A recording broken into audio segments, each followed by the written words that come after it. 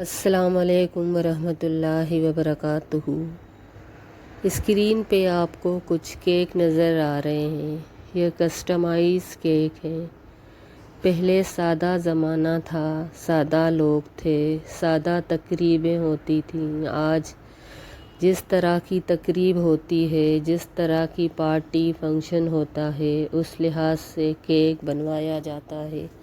سالگرہ کا کیک الگ سے ڈیزائن کیا جاتا ہے۔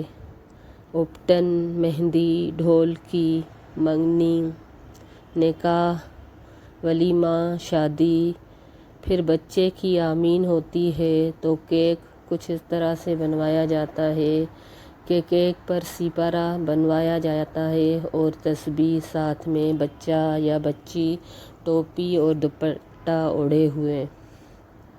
کوئی حج پہ جا رہا ہے، عمرے پہ جا رہا ہے تو کیک کچھ ایسا ہوگا کہ کعبہ اور مدینہ بنا ہوا ہوگا اور ساتھ مرد اور عورت احرام پہنے ہوئے۔ یہ مکمل اللہ کی تقسیم ہے۔ اللہ تعالیٰ کسی کو مال زیادہ دیتا ہے، اللہ کسی کو شہرت زیادہ دیتا ہے، اللہ کسی کو عزت زیادہ دیتا ہے، مگر اس تقسیم میں اللہ کے بندوں کا رویہ دو طرح کا بن جاتا ہے۔ ایک رویہ یہ ہے جو قارون نے اپنایا۔ قارون کو اللہ نے بڑا مال دیا، بہت خزانے دیے۔ لوگ اسے کہتے تھے کہ اس خزانے میں سے، اس مال میں سے اللہ کے بندوں کو کچھ حق دو، تو وہ کہتا تھا کہ انما اوتیتہ علی علم عندی، کہ یہ جو مال ہے، یہ جو خزانے ہیں، یہ میری علم کی وجہ سے ہیں، اس میں کسی اور کا دخل نہیں ہے، کسی اور کی محنت اور کوشش نہیں ہے، یہ مکمل طور پر میرا ہے۔ تو کیا ہوا؟ ایک دن وہ اپنے خزانوں کے ساتھ اپنی قوم میں اتراتا ہوا نکلا اور اللہ نے اس کو اس خزانوں کے ساتھ زمین میں دفن کر دیا۔ اور دوسرا رویہ وہ ہوتا ہے جو ایک مومن کا رویہ ہوتا ہے۔ مومن اپنی کسی بھی نعمت کو اپنی طرف منسوب نہیں کرتا، وہ ہمیشہ یہ سمجھتا ہے یہ علم، یہ مال، یہ عزت، یہ سب اللہ کی طرف سے ہے، اس کی کوئی کوشش اس میں شامل نہیں، یہ سب اللہ کا فضل ہے۔ وہ سمجھتا ہے کہ وفی اموالہم حق للسائل والمحروم، کہ جو اس کا مال ہے اس میں سوال کرنے والوں کا بھی حق ہے اور محروم لوگوں کا بھی حق ہے۔ آج وطن عزیز میں ایک ایسا دور آیا ہے کہ آدھا ملک پہلے بارشوں کی وجہ سے تکلیف میں مبتلا تھا، لاکھوں لوگوں کے سروں سے چھت چھن گئی، گھر بہہ گئے، وہ لوگ خیمہ بستی میں آ گئے، آج ان کا کوئی پرسان حال نہیں۔ آئیے آج ہم ان کی بات کرتے ہیں۔ آپ کو آگے چل کے اس ویڈیو میں ان کی تصاویر نظر آئیں گی، طرح طرح کی بیماریوں میں وہ مبتلا ہیں۔ آج ان سب کو ہماری ضرورت ہے۔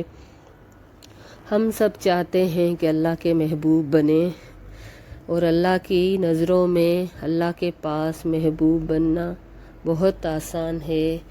حدیث میں آتا ہے کہ اللہ کے ہاں محبوب ترین لوگ وہ ہیں جو لوگوں کو فائدہ پہنچاتے ہیں، یعنی اللہ کے پاس محبوب ترین لوگ وہ ہیں جو دوسرے لوگوں کو، اس کے بندوں کو فائدہ پہنچاتے ہیں۔ پھر اللہ کے پاس بہترین یا محبوب ترین عمل ہے کسی مسلمان کو خوش کرنا، کسی کی پریشانی دور کرنا، کسی کا قرض ادا کر دینا، کسی کی بھوک مٹا دینا۔ اللہ کے رسول علیہ الصلوۃ والسلام نے فرمایا کہ صدقہ دینے سے مال کم نہیں ہوتا، اور حدیث ہے کہ المؤمن للمؤمن کالبنیان یشد بعدہ بعدا، یعنی مومن دوسرے مومن کے لیے ایک دیوار کی طرح ہے جس کا ایک حصہ دوسرے حصے کو مضبوط کرتا ہے۔ آج وہ ہمارے بھائی تکلیف میں ہیں تو مومن کا رویہ یہ ہوتا ہے کہ دوسرے مومن سے محبت، رواداری اور الفت کے معاملے میں ایسا ہوتا ہے کہ اس کو سپورٹ کرتا ہے دیوار کی طرح، جیسے دیوار کی ایک اینٹ دوسری اینٹ کو مضبوط بناتی ہے۔ اگر ایک اینٹ رکھ دی جائے اور دوسری اینٹ کی جگہ چھوڑ دی جائے تو وہ دیوار یقیناً گر جاتی ہے۔ تو مومن کا مومن کے ساتھ یہ معاملہ ہے کہ وہ ایک دوسرے کو مضبوط کرتے ہیں۔ اور ایک اور حدیث ہے کہ جو شخص مسلمانوں کی دنیاوی پریشانی یا تکلیف دور کرے گا، اللہ اس کی قیامت کی تکلیف دور کرے گا۔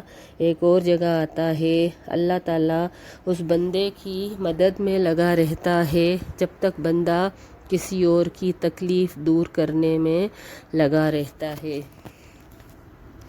یعنی اللہ تعالیٰ ہر وقت ہماری مدد کے لیے لگا رہتا ہے، ہماری مدد کے لیے موجود ہوتا ہے اس وقت تک جب تک ہم کسی اور کی پریشانی کو دور کرتے ہیں۔ کچھ مواقع ایسے ہوتے ہیں جہاں پر جہاد فرض ہو جاتا ہے۔